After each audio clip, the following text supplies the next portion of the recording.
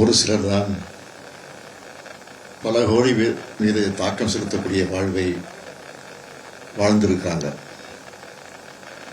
அப்படி ஒருத்தராக விளங்கி கொண்டிருக்கக்கூடியவர் திரு MS சாமிநாதன். ஒரு சிலர் தான் பல கோடி மீது தாக்கம் செலுத்தக்கூடிய வாழ்வை வாழ்ந்திருக்கிறாங்க.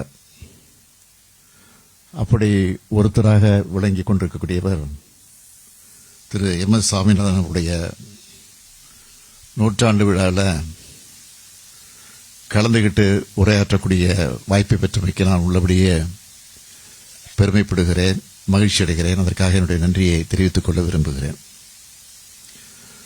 நாட்டின் பெரும்பாலான மக்கள் பட்டினியால் காய்ந்தும் கால்வயிறும் அரைவயிறும் சாப்பிட்டு தப்பித்த காலத்தில்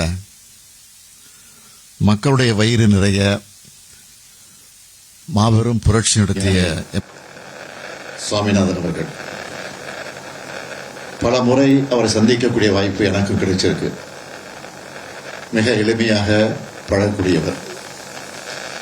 கடைகோடி கிராமத்தில் இருக்கக்கூடிய ஒரு விவசாய இடத்திலும் அதே எளிமையோடு மரியாதையோடு பேசக்கூடியவர். அதுவும் பாரத ரத்னா MS சாமிநாதன் அவர்கள் 2021ஆம் ஆண்டு MSRE சார்பில் வந்த பன்னாட்டு கருத்தரங்க தொடங்கி வச்சு நான் அவரை பாராட்டி பேசியிருக்கிறேன். அவரும் என்னை வாழ்த்தி பாராட்டியிருக்கிறார். பல்வேறு ஆலோசனைகளை என்னிடத்திலும் அவர் வழங்கியிருக்கிறார். ஆனால் இன்று அவர் நம்மிடத்தில் இல்லை என்கிற வருத்தம் என்னை பொறுத்தவரையில் நிச்சயமாக இருந்து கொண்டிருக்கிறது. இந்திய பசுமை புரட்சி தந்தை என்று உலகமே அவர் அழைச்சாலும் நமக்கு அவர் உணவு பாதுகாப்பின் காவலராகவும் குரலற்றோருடைய குரலாகவும் எளிமையின் உருவமாகவும் அவர் இருந்தார். தான் கொண்ட அறிவை, தான் கற்ற அறிவியலை மக்களோட பசியை போக்க பயன்படுத்திய தொலைநோக்கு சிந்தனையாளர் MS சாமிநாதன் அவர்கள். இன்னைக்கு உலகமே பேசக்கூடிய அளவுக்கு காலநிலை மாற்றம் குறித்து 50 ஆண்டுகளுக்கு முன்பே அவர் பேசியிருக்கிறார். இன்றைய இளைய தலைமுறையினர் பலருக்கும் 50-60 ஆண்டுகளுக்கு முன்னாடி நாடு இருந்த நிலைமை பெரிய வாய்ப்பு இல்லை. விடுதலைக்கு பிறகு இந்தியாவை கட்டமைச்சிட்டு இருந்த காலம் இது. மக்களுடைய உணவு தேவை அவ்வளவு எளிதாக பூர்த்தி அடையல. பசியால பலர் செத்தாங்க. அந்த நிலைமையெல்லாம் இன்றைக்கு மாறி இருக்குன்னா MS சாமிநாதன் அவர்கள் முன்னெடுத்த பசுமை புரட்சி தான் அதற்கு முக்கிய காரணம். அது மட்டுமல்ல, இந்த வளர்ச்சியோட வந்த விளைவுகளை பற்றியும் ஒரு அறிவியலாளரால் எடுத்து சொல்லி அவர் கவலைப்பட்டார். கெமிக்கல் உரங்களோட நச்சுத்தன்மை நிலம் எப்படி பாழாகுதுன்னு இதையெல்லாம் தெளிவாக எடுத்து சொல்லி, வயிறு நிரம்பினா மட்டும் போதாது, நம்ம கொடுக்கிற உணவு சத்துணவாகவும் நிலையானதாகவும் இருக்கணும்னு சொன்னார். இங்க பல அறிவியலாளர்களும் அவரோட ஆராய்ச்சி அறக்கட்டளை சார்ந்தவங்களும் இருக்கீங்க. அவருடைய கனவுகளை நனவாக்குற பணிகளில் நீங்கள் எல்லாம் தொடர்ந்து ஈடுபட வேண்டும். சத்தான அதே சமயம் பெரும் மக்கள் தொகை தேவையை தீர்க்கக்கூடிய ஆற்றல் உள்ள பயிர்களை கண்டறிய நீங்கள் எல்லாம் பாடுபட வேண்டும். வேளாண்மைக்கான நவீன கருவிகளை குறைந்த விலையில உழவர்கள்கிட்ட கொண்டு போய் சேர்க்கிற பணியை நாம செஞ்சாகணும்.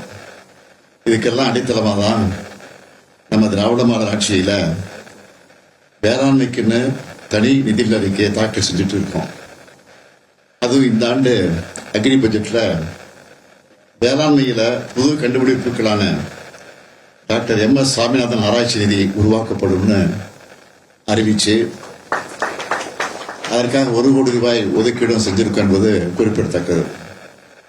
எப்படி சாமிநாதன் அவர்கள் உழவர்களின் உரிமைகளுக்காகவும் நன்மைக்காகவும் நலனுக்காகவும் செயல்பட்டாரோ அப்படித்தான் நம்ம அரசும் உழவர்களுடைய உணர்வுபூர்வமான உறவை பேணி அவர்களுக்கான பல திட்டங்களை தொடர்ந்து நிறைவேற்றி கொண்டு வருகிறது. இப்போ கூட இந்த நிகழ்ச்சியை முடிச்சுட்டு அடுத்ததா சென்னை வர்த்தக மையத்தில் நடைபெறக்கூடிய வேளாண் வணிக திருவிழா 2 நாள் நடக்க போகுது. அது தொடங்கி வைக்கிறதுக்கு இங்கிருந்து நான் நேரடியாக அங்கே தான் போறேன். மண்ணுயிர் காத்து மண்ணுயிர் காக்கும் எங்களோட முயற்சிகளுக்கு அறிவியாளர்களும் துணை நிற்கணும்னு கேட்டுக்கிறேன். நிச்சயம் நீங்கள் எல்லாம் துணை நிற்பீங்கிற நம்பிக்கை எனக்கு இருக்கு. நம்ம எல்லோருடைய நெஞ்சங்களிலும் நிறைந்து வாழக்கூடிய திரு எம்.எஸ். சாமிநாதன் அவர்களுடைய வழியில அதேபோல் திருமிகு சௌமியா சாமிநாதன் அவர்களும் சிறப்பாக பணியாற்றிக் கொண்டிருக்கிறார்கள்.